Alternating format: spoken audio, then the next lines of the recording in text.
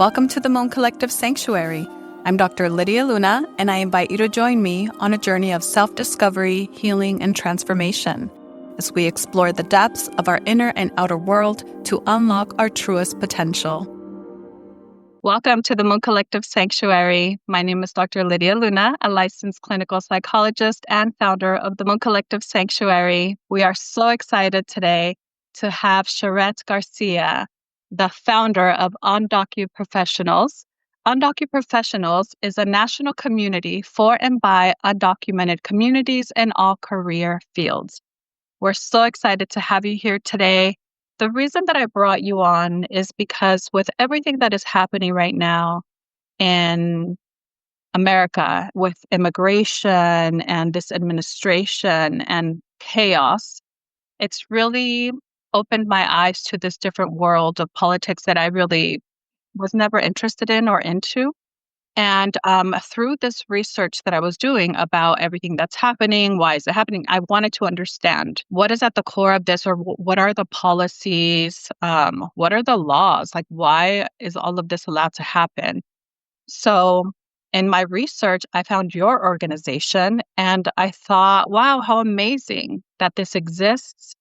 I was really motivated by the work that you're doing in supporting the undocumented community. And I thought, I was inspired by you. You are giving voice to the people that may not be able to be heard. And I wanted to do the same thing. So I wanted to invite you on to give voice to this population and to you, and to learn more about you and this organization that you've created. So welcome.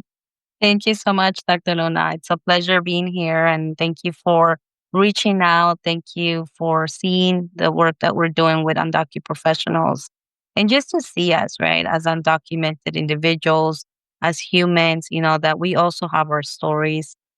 Each and every one of us that are in this country, whether they're undocumented or documented, immigrant, right? I think it's very important to share also our side of the story with everything going on. And I think you're doing something that so many others don't do, which is to listen and to put the voices of the undocumented community out there to just share, right, what they're doing during these times, or just sharing even just their stories, or just having a talk, right, about what's going on. So I appreciate you reaching out to us. All right, Sharet. Well, before we get started on what is UndocuProfessionals, I'd love to hear about you, your story, and what led you to this work. Yeah, thank you. Well, it started because I'm also a DACA recipient. I I was undocumented for before DACA, and just for those that may not know what even DACA is, DACA stands for Deferred Action for Childhood Arrivals, and there is a lot of requirements to be in this program, such as the age, if you are in school, if you have any kind of criminal record, etc. There's just a list of requirements to get into that program, and I was eligible for this program, which has really opened a lot of doors for me because it gave me a social security number and the opportunity to work, because it gave me a work permit. In addition to that, because of this anti-immigrant political climate, it is important to know that it is a legal way to be in the United States, but it doesn't provide a legal pathway to start your process to become a resident. So it becomes a very temporary program, and it excludes so many in our communities, just so for folks that may not know a lot about this program. So yes, I have a lot of protections of, for example, not being able to be deported because I have that protection.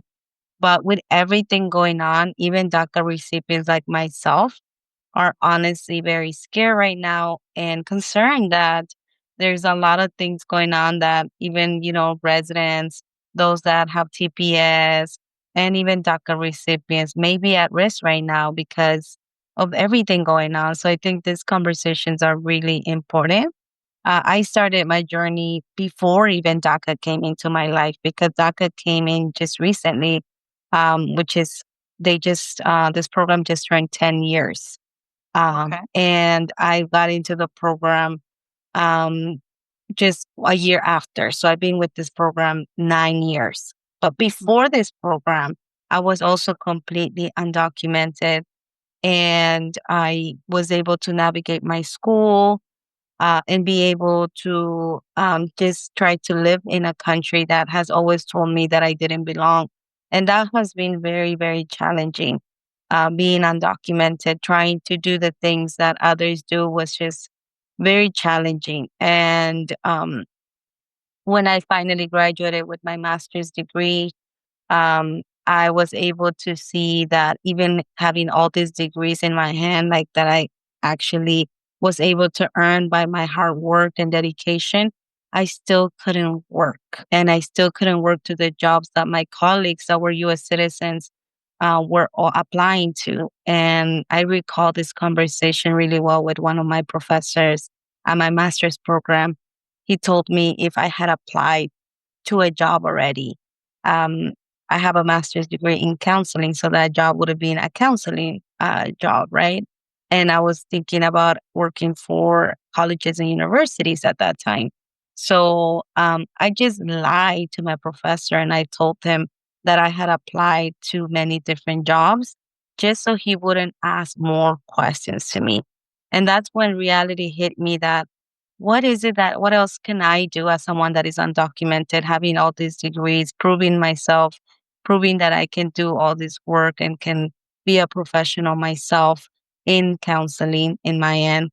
What else can I do? And that's when it really became really hard for me to think about applying for a job like all other students because I just did not have a social security number and work permit. So that's when I decided that it was time to start thinking about other ways to generate income. So that this actually started happening during the first Trump administration. And that was already very scary to have Trump as the president back then was very difficult. Right away, he said that he was going to remove DACA. And that's when it became real to me. Like, what else can I do? Because what about if DACA gets revoked and I no longer can work and I no longer can generate income? I still need to pay my bills. I need to eat. I need to feed my family, and just be there to live, in the United States. And that's when I decided there needs to be more for us. And I started to look into entrepreneurship. Part of entrepreneurship is also independent contracting, working for yourself as a self-employed individual. I started with independent contracting and started to see, hey, this is an alternative way to generate income just in case I lose DACA.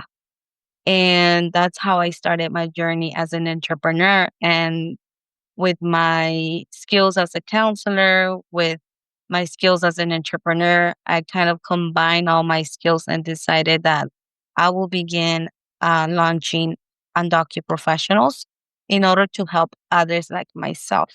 And slowly, organically, I started to see so many students, so many individuals that said, I also want to be part of this community. How can I get involved in UndocuProfessionals? And that's how it started. Honestly, just me putting my story out there. And I thought to myself, if I need a space like UndocuProfessionals, maybe someone out there might need it as well. And that's how it started for me. And I feel like this is the magical part about people going through struggles is that either we find a solution and we share it with the world and others can benefit from your experience, or we put it out there and come together with other people that are going through the same thing and find a solution. That's the power of community as well. So that's so beautiful that you took this situation and created from it. That's really powerful. Yeah, no, I think one of the first things that I started is when I started on DocuProfessionals is I really came back to the community and I said, hey, what would you like to get from UndocuProfessionals? What are some things that you think our community needs? And immediately I got a lot of feedback from folks saying, oh, we need a mentorship program. We've never had a mentorship program before for the undocumented community that really truly can understand how to better support the undocumented community.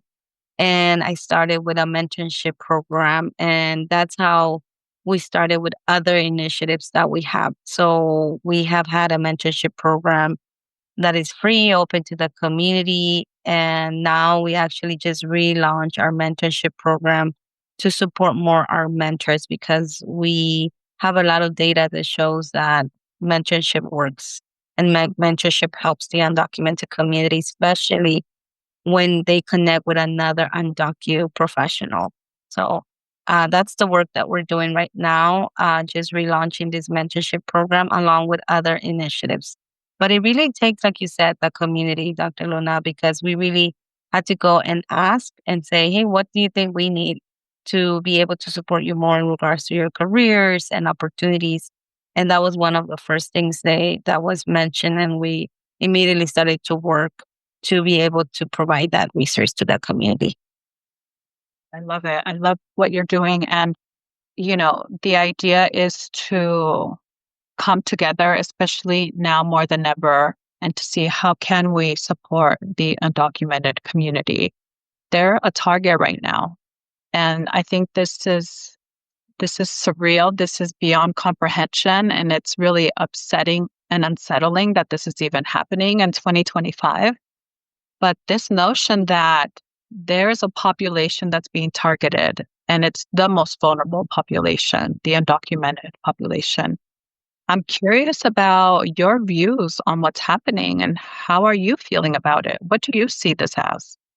Yeah, definitely. We are feeling the heaviness like right away when this Trump administration came into office this year. And I mean, the fact that we're not even a year in this with this administration, and we're seeing the attacks to the community, specifically to the undocumented community, it has been very, very heavy for us. And I've tried to really not look into the news too much, but I feel like I also can't, because I don't have the privilege to stop looking at the news, because my city or my town, or my streets, could be the ones that could be attacked, right? So I want to make sure that I'm also prepared in my end. I mean, just having this interview with you, Dr. Luna, has been very concerning. Just being on social media, doing interviews, and doing all these things that we're trying to share, right? But at the same time, we know that there is a risk of Yeah. being out here and having these conversations, because you just don't know um, if you're safe right now. And we always have known that, even with other administrations, that the undocumented community is not safe. But literally things have drastically changed now. Like if we were already scared before, now this just brought like 10 times more those challenges that we were already having. So it's almost like we just did all this work and now we're like going backwards. But at the same time, as someone that has DACA and was undocumented before DACA, I mean, I'm still undocumented. DACA is just a temporary program that does not provide a pathway to citizenship. It's not a permanent protection for me or for over 800 DACA recipients that are in the United States. It honestly just reminds us that we just cannot go back into the shadows. I know it's risky. I know it's hard right now and it's very heavy. But one of the things that we continue to say with the undocumented community is that we just cannot afford going back into the shadows. We want to continue just being here saying that we're not going to go anywhere, because we don't have the privilege for that, right? We have to be able to move forward and not go back. That's one of the things that we really are trying to do. And I think these are our efforts, right? Having this interview with you, Dr. Luna, for example, is one small effort of putting ourselves out there, putting ourselves at risk, because that's what we do being undocumented. We're always, everywhere we go and everything we do is a risk. And I know for those watching on YouTube, they're used to seeing in-person interviews. And we did this virtually because of this concern. And how unfortunate that in 2025, we don't have this freedom, this perceived freedom that we think we do have. day to day. It's a reality now. I think, a lot of people are blaming Trump. I don't think it's just isolated to Trump. I think what's happening is he's bringing into light all of the stuff that's been in the shadows all this time. Like you said, there's been a fear, but now it's amplified. And I think he's just amplifying everything that was wrong with our system. So, it's an opportunity for us to see what's wrong and come together to make things better. But it's just, this is so eye-opening. And the fact that we cannot be face to face right now because of this administration, because of the ways that this world or our country is changing is just, it really it's a cause for concern, and it's a call to action for all of us to do something to not allow this to continue, even within this administration and beyond this administration, because I feel like this is a social experiment. I almost feel like where our boundaries are being tested. The system, the government is seeing what they can get away with. And if we allow this, it's only going to continue in other ways. This is one way. There are several ways to control a country or citizens, and this is really coming to the surface, and it's showing up in this way right now, but we don't know where it can lead if we don't act now. Yeah, and thank you for bringing that up, Dr. Luna, because I think many times we think this is just affecting the undocumented community, but we have to remind ourselves that the undocumented community are parents of U.S. citizen children. They are also workers of restaurants, and they work at schools. They are our teachers, our professors, in my case, a counselor, right? And we are maybe your neighbors. So I think this is not just affecting the undocumented community. Everything that is happening is connected. Yes, right now is the undocumented community being attacked, but then there's going to be others that are also going to be attacked. So we have to remind ourselves that this is connected, and we're all connected. And at the end, it is very important to come together, like you mentioned, to be able to see how can we support ourselves better, because I know there's a lot of great work being done right now, especially a lot of allies that are becoming real allies. And I like to say real allies very intentionally, because there's a lot of allies that say they are allies, but don't truly come and support the community or the undocumented community, for example. And this time we're seeing more true allies coming and even putting their bodies in line, right, to be able to stop ICE, for example, or going to protest. But there's definitely many other ways to support and to be up to date and to share this information with others in our communities. Because again, yes, right now is the undocumented community being attacked, but it doesn't affect just them. It affects families, communities. So I also want to acknowledge that I see a lot of real undocu allies that are supporting us. And I want to say thank you to them and to keep that going, to keep that movement going, because that's what we really need right now. Yeah. And when you share about allies, I think it would be helpful for listeners who maybe are interested in becoming an ally. What does that mean? What does that look like? Definitely. Like I said, I'm very intentional with the term real allies, because we've seen before time and time of folks saying like they are allies to the undocumented community, yet they don't spread the right information about the undocumented community, or they see something happening but they don't do anything about it. They stay quiet about it, even when they see an injustice happening in front of them. So that's when we are very intentional of saying real allies are folks that actually go and donate, for example, directly to the immigrant community or nonprofit organizations that support the immigrant communities, or just sharing up to date information. And if they see something, to actually go and try to act and say something about it, not just watch it happening, right? The injustice happening, to actually also say something about it, especially the allies that are US citizens. And I think those that are also not people of color, I think it's very important to have those allies right now, because we have seen it time and time that those allies really make a huge impact in supporting our community, especially right now. I've been able to see and meet a lot of real allies that are doing a great thing of like maybe getting into a group of a rapid response, for example, and going out there to see if just to confirm if ICE activities in their cities or the streets or in their area. Those are the allies that we really need. And there's many different ways to get involved. It's just a matter of what works for them.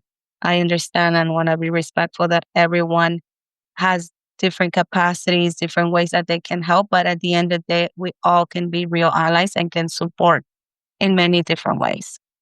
And this is a great reminder that we are not powerless. We are not helpless. We don't just have to sit around and watch this happen to other people.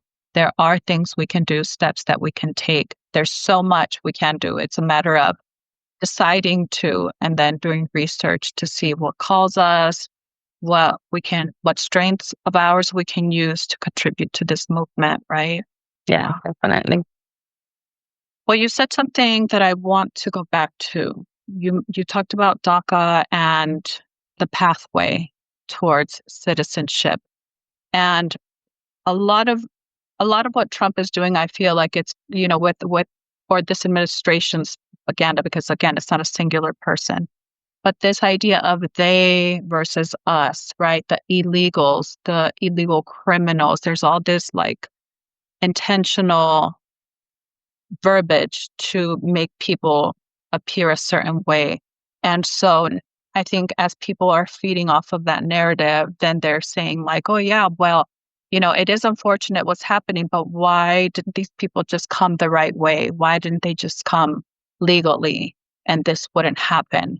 What would be your response to people that are saying this?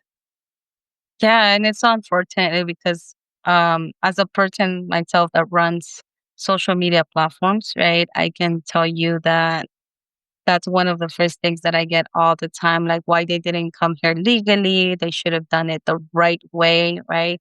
And I think that's very important to remind folks that there is no legal pathway right now for many folks. And then even though right now, too, what's happening now is that even people that are here legally are also being attacked. I think for me is just the violence towards the undocumented community is really has been something that I just have noticed that has been amplified, like you said, and it's happening and it's real and seeing more and more violence towards the undocumented community, treating them as, not human, right? Like we're not human, basically. That's what the type of things that we're seeing.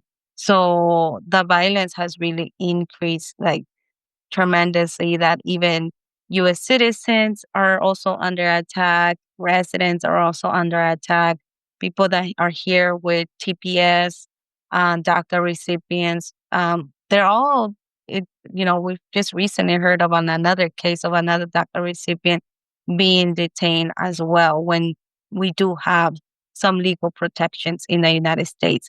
And we're also being targeted.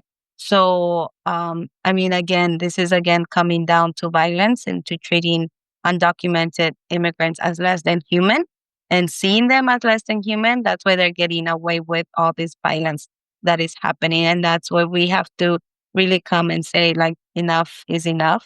Because as a person that has US citizen children and US born children here in the United States, they, at the end of the day, as a parent, I worry about my children. I worry about like what is it that they're seeing, right? Because they're also probably are seeing things on social media. They know that, I'm obviously an immigrant. They know I have DACA, but they know the limitations with DACA and they worry about me. And I worry about them because I don't want to leave them.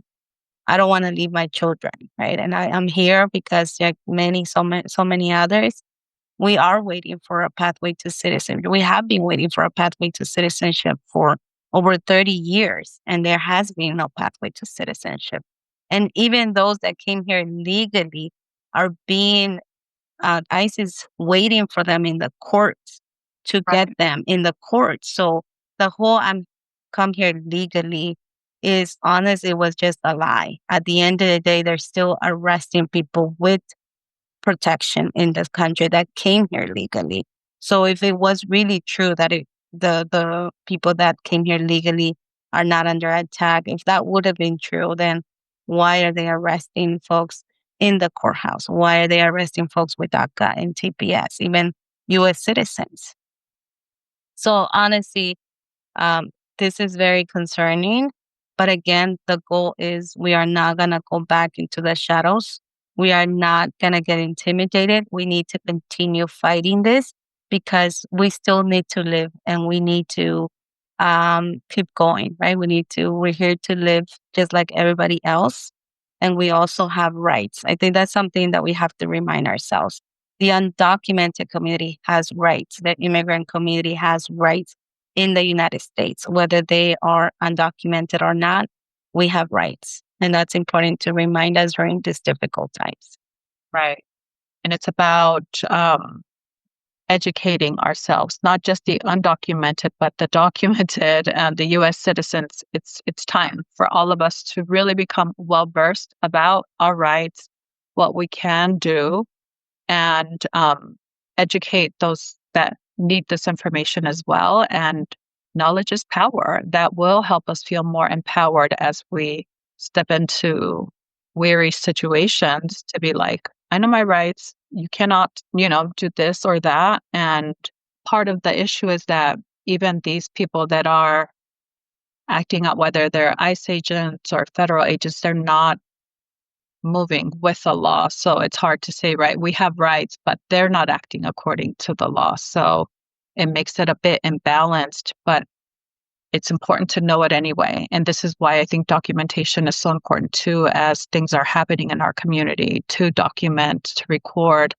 to ask for badge numbers and names, to ask, am I, being arrested? Am I free to go? All of these keywords, because that then tells those people they know something. So even if they're starting to act unlawfully, once somebody starts to challenge them with like some law and education, then they're less likely to go in. We're calling them abductions for a reason because a lot of these ICE agents that claim to be detaining, the criminals, right? Criminals that they're calling us. There is nothing that they have. Like one of the things that we were noticing is they don't have warrants. They're Right. just coming in and doing pretty much a lot, like you said, a lot of illegal things that they're doing. So that's why it is very important to continue educating our communities and to doing more of those know your rights sessions and workshops and continue just giving out that information because that is definitely could be something that can keep them safe, because we've seen that. We've seen that those that do know their rights are able to utilize their rights and be able to kind of get out of some situation that could have ended up in another worse situation. So it is very important to know your rights. It's important for our allies to know their rights too and to see how they can support those that are less privileged, like the undocumented community that may not know that information. And it's available in all different languages. I always share about Know Your Rights card, which is the red card that we use. And that we're always sharing those cards because it is something essential right now that could literally help someone from just exercising their right. Even sometimes people recording are asked not to record or getting detained because they were recording, which it's nothing illegal to record. We need to document everything. That has really been very helpful right now. Yeah. It's like that's their tactic, to intimidate, to threaten. We cannot, in a nonviolent way, we have to stand up. We have to stand up. And I say that in a nonviolent way because they're waiting for people to get violent. That'll give them a reason or an excuse, or it'll be like see, this is why we're doing what we're doing, right? We don't want to give people a reason to justify this unjust treatment. Yeah, back in May of this year, I actually, because my son graduated from high school this year, and we went to, I don't know if you're familiar with the area, the Piñata district in downtown LA.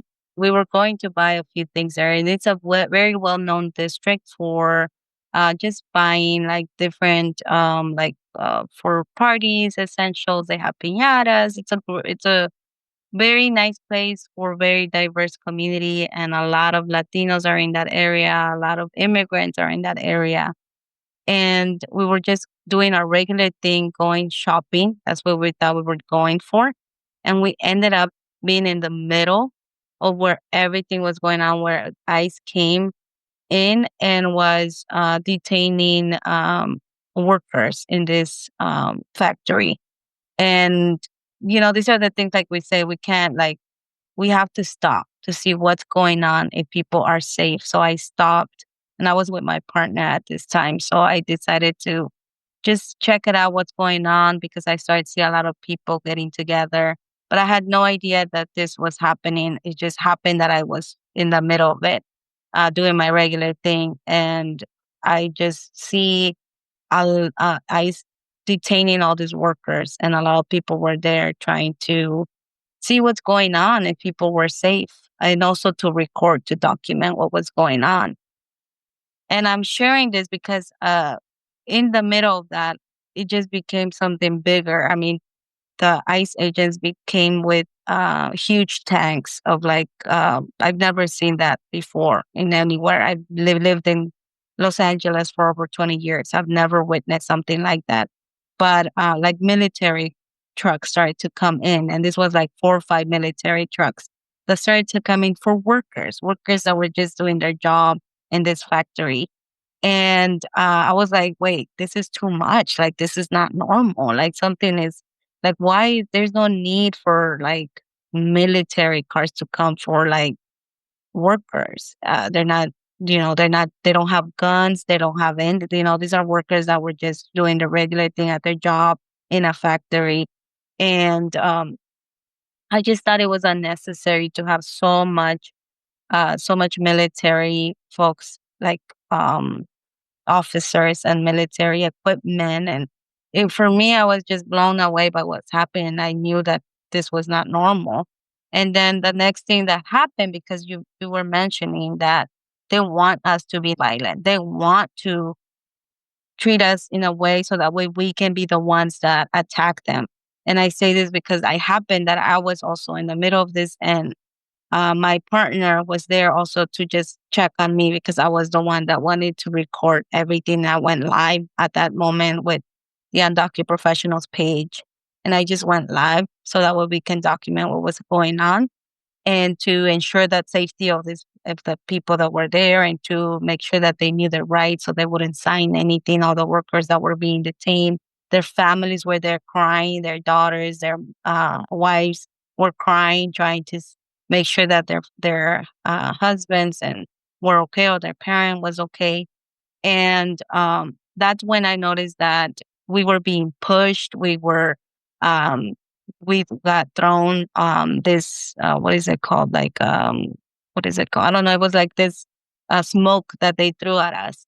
And that's when, yeah, tear gas. Thank you. And that's when I noticed that, wow, like, they don't have to do that. We were not doing anything. Nobody had like, nobody was doing anything besides recording and exercising their rights. And they literally did that. And I remember specifically an organizer there that came and said, don't do anything. Even if they push you, don't push them back, because if you push them back, that means they're going to detain you. You gave them a reason to detain you. And I really am very thankful that an organizer was there telling us and guiding us to let us know, don't do it. Don't, even if they're throwing all this at you, don't throw anything back. Even if they're pushing you, don't push them back.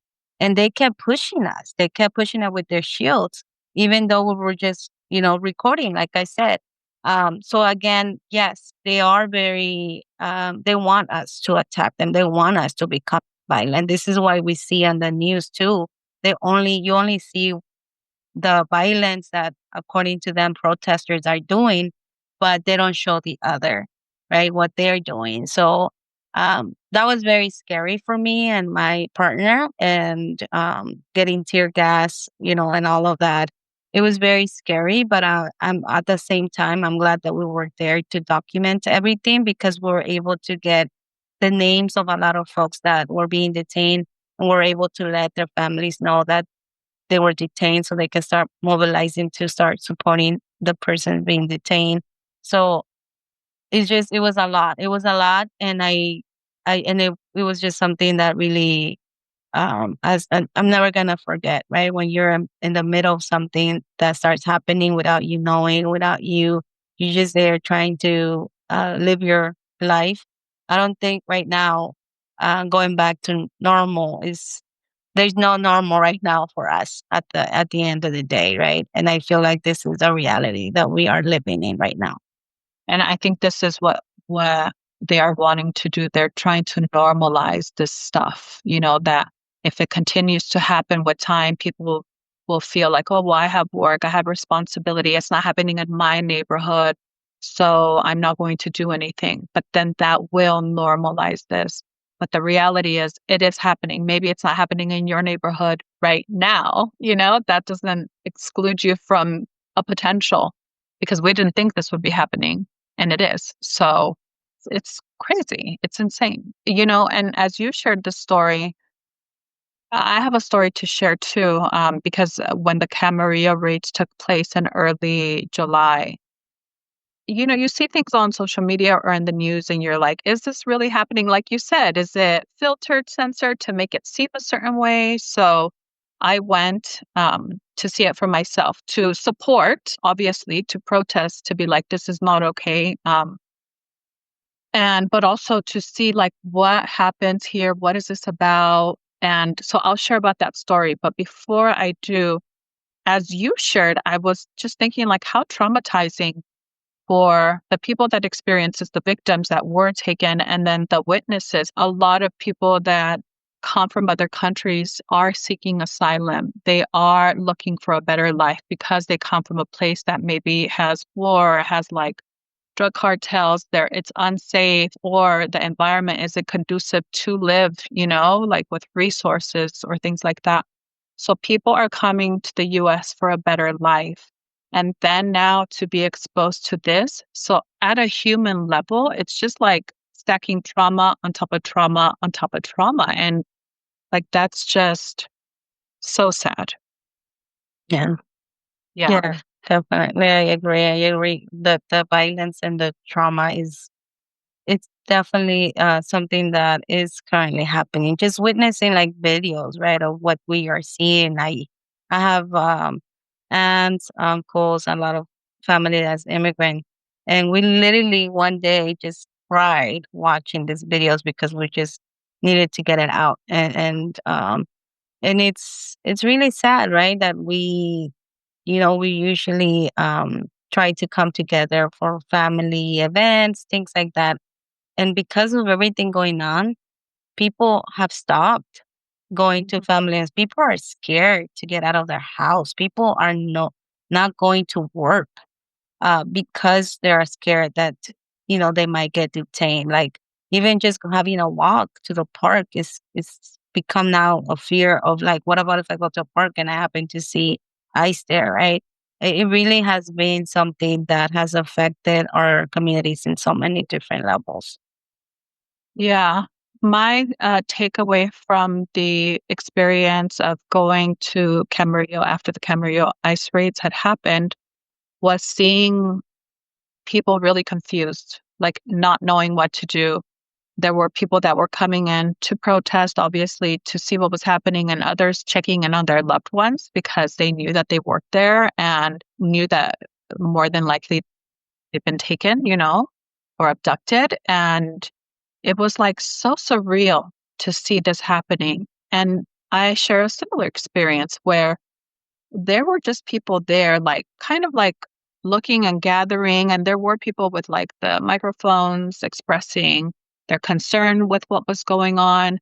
And then there was a line of agents with like, I guess, guns, but for like rubber bullets.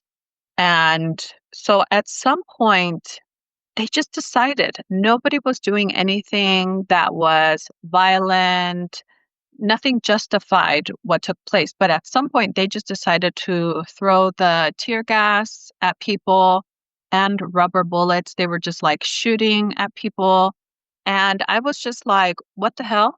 Beforehand, like my intuition said, because I was like towards the front of everything, also recording and just being there to support. And my intuition said, like, just go back now. And so I did. I took a few steps back and I wasn't so close. And I thank my intuition for that. But that's when I heard the yelling and the noise and people running. And I look back and I see the smoke and I feel the bullets on the concrete near me. So then it made me realize how vulnerable everyone is to the government right now, where people are not doing anything, whether you are undocumented or a US citizen, and they can just decide to attack civilians for zero reason. There was unjust cause, like truly. I was there. They say later somebody did something and that caused it that time. I cannot speak for what happened the entire day. I could only speak for the time that I was there, and there was no just cause. And even before I got there, I spoke with somebody who was taking video for Fox News, and he was in the back of his car, and I was asking him, what is all this? What's happening? And he said when he was there like a few minutes before, also did the tear gas with the rubber bullets on people, and again, for zero reason. So this is real. This is a time where we cannot stay silent. We cannot stay quiet.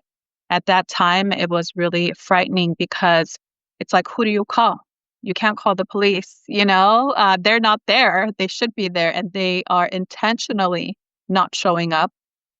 Sometimes they are showing up and they're supporting them, And so it felt really strange to be like, who do you call if you can't call the police? So then in that moment, it's like we're looking for like local government numbers, trying to get them to show up and support the community.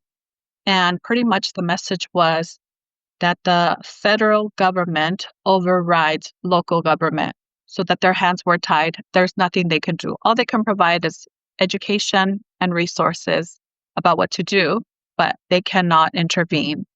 And this was just like a rude awakening. And this is when instead of scaring me, it like made me even more motivated to be like, we have to do something, because this was a true awakening of, we are really here to protect ourselves. Like, we need to come together and do something differently, educate ourselves and empower ourselves, and be strategic too, learn from all of what's happening and do things differently moving forward. We have to make a change. It has to be us. Nobody is going to do it for us. Exactly. And thank you for also sharing your experience, because I think this is very important to share different experiences, because sometimes, hearing it from, an ally that has gone through this, that also has witnessed this, I think it's so, so important right now, just because, one, probably someone that is undocumented maybe was there, maybe not, most likely not, because, obviously they're trying to take care of themselves too. But they are, I think that the perspective of an ally is also very crucial right now, of just hearing what you experience too, because it's just really, really important to continue educating others, because this is not normal what's happening. And there's a lot of violence towards our communities that, all this, like you mentioned, that seeing that there was no reason, for them to start, attacking or creating violence. It's just, we've been seeing it over and over, and we need to continue recording it. We need to continue sharing it, because somebody, at least even if one person sees that video and hopefully is able to get educated by it, can hopefully be able to then also get into this movement, because really is a movement, right, of just supporting one another. And it's a movement of just social justice, right? We need justice. At the end, that's what we're aiming, and freedom for more folks, because that's really the goal. It's not even a pathway to citizenship. It's really more freedom for all of us, and to bring justice to everything that is happening, and to, unfold this, because people, I think, are still blindfolded, that they don't think this is happening, or not at a level that they think I don't know that, I don't know what they're seeing on social media, but it is real. And we need to continue sharing it. That's how it's very important right now. So, thank you again for sharing a little bit about what's going on with you. And in regards to the police, yes, I mean, even before this administration, we have always known that police has never been in the side of our communities, but also recently, I mean, just seeing how the police is not getting involved. And like you said, also in many cases, instead protecting ICE is very, very concerning and it's very important. And yeah, who do we call, right? We can call the police. So this is why the community becomes very important. Community supporting community. That's what we really are doing. We're at the end, we're the ones that are going to save each other. So it is crucial that we continue to do that right now. What can we do to help this movement as it relates to creating pathways? Is it just getting more involved in politics, supporting politicians that support policies that help the undocumented? In regards to policies, I think every state is a little bit different. And I think we always think like, oh, we need to get involved and do this big change, right? But honestly, I think that you can make policy changes in a smaller scale so that way slowly we, obviously, yeah, we want also big policies that can support nationwide, policies that can support more immigrants. But I think it also is important to support the local policies as well. Like, for example, not allowing ICE to hide their faces. That's one policy that is right now trying to pass. So anything that, can support in regards to these different policies, it doesn't have to have nationwide or big policy. It could be something small in our own communities that is affecting them. And then, of course, sharing. I know there's a lot of things going on. It's overwhelming. And I think it's so important to take a rest, if we need to be able to continue this fight because we want you to recharge and come back. Rest, recharge, come back, rest, recharge, come back. Because honestly, you are needed everywhere. You are needed to reshare information. You are needed to educate yourself. You're needed to support some of these local policies or nationwide policies. You are needed everywhere. So whatever you can do with the capacity that you can, please support in any way that you can, because there's different ways to support. And yeah, one, for example, supporting some of these pro-immigrant like policies, and some of them not even pro-immigrant, right? These are policies sometimes that can help us better, such as like the one I mentioned about ICE not having their faces covered. So that would be one that I would say, hopefully that one passes because we need to identify who is abducting our community so that way we can later on be able to make them accountable for anything illegal that they're doing. Right. Well, I felt the need to do something, and I felt alone and isolated when I was like, okay, I want to do something. And then it felt a little overwhelming, like, what do I do? Where do I start? And I noticed that in my close circle, people weren't as passionate as I was in terms of everything that's happening. And I know my cousin would have been, but she passed away earlier this year. And this is when I miss her the most because she would have been up there like, no, this is not okay. We have to fight, So I was like, I can't do this alone. I need community. I need other people. I respond better that way when I have momentum, not just for myself, but with others. So some of us started an alliance on Instagram. It's Rooted in Resilience Alliance. And I'm saying that here for those that are maybe feeling the same way or have felt the same way and are looking for a community for either guidance, support, resources, whatever. Like, we are here for it all, And we reshare posts about certain things that are happening in the community, mostly in Southern California. So if anybody out there is interested, just find us on Instagram, Rooted in Resilience Alliance. There's also links that we have to know your rights, not just for themselves, but tools or resources to share with communities, like businesses, to share with them what are their rights as employers to safeguard their employees, etc. So everybody's welcome to go to that. And what about you? Where can people find you should anybody be interested in participating with your organization?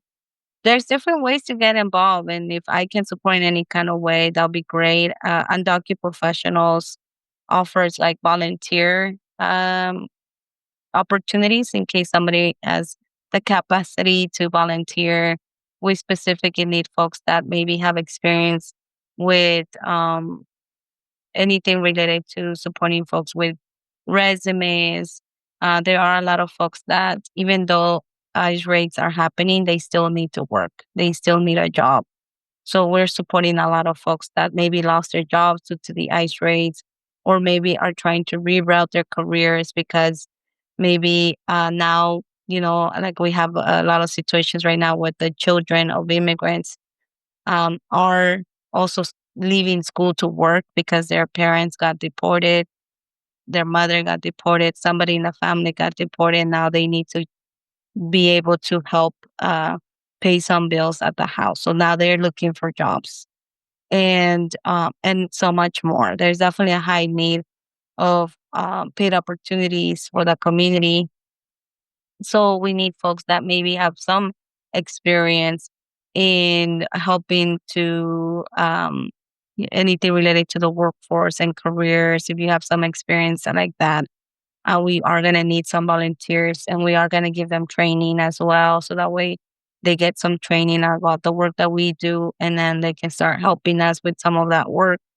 So we need also mentors that may have experience with social media, like creating flyers, things like that, so that way they can help us as well.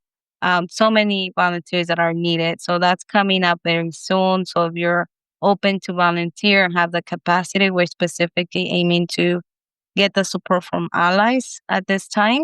So that would be great. And then there's many other ways to support. I mean, if you're interested to support the work that we're doing with UndocuProfessionals, we always are taking donations or sponsorships, or if you want to collaborate, partner with UndocuProfessionals, we're always happy to do that as well. So I'm going to go ahead and share my email. It's info@undocuprofessionals.net. If you want to connect, collaborate, or just check in, to see what other ways we can help each other out. Perfect.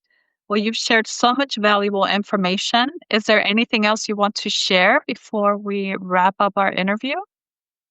I think definitely I want to end it with just saying, please, please, everybody take care of yourselves, whether you're an ally, whether you are undocumented, whether you are a U.S. citizen, right? I really know there's a lot of things going on right now, specifically with the undocumented community. If you know somebody undocumented, really check in with folks, right? I think right now there's just a lot of heaviness in our communities, and sometimes just checking in with someone goes a long way. But also, I think it's important that we take care of ourselves as well, reminding ourselves that it is very heavy right now with everything going on.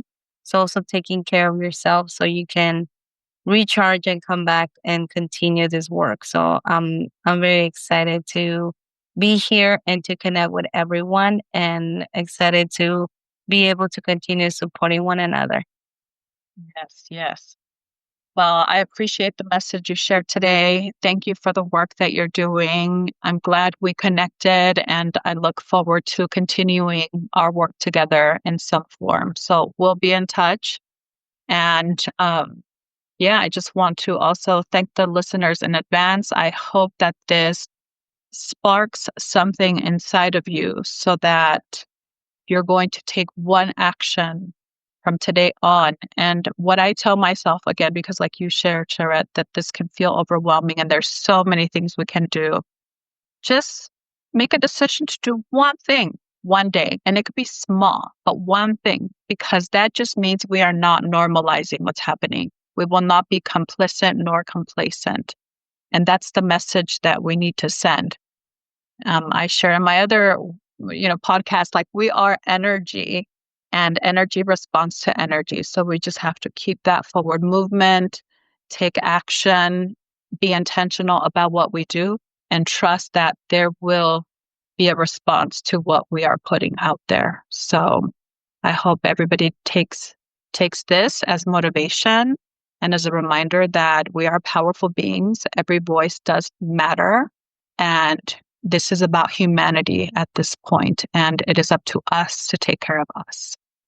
Yes. Thank you so much, Dr. Lina. It was a pleasure meeting you, and thank you for the work that you're doing as well. I really appreciate it. Well, thank you again. And to the listeners, thank you so much. Please be sure to like and subscribe, and we look forward to seeing you next time. Take care. Bye, everybody.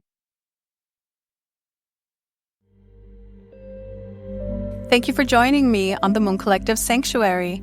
Remember, your journey to a more fulfilling and empowered life continues beyond this episode. Until next time, may you remember who you are and stay open to embrace all that life has to offer.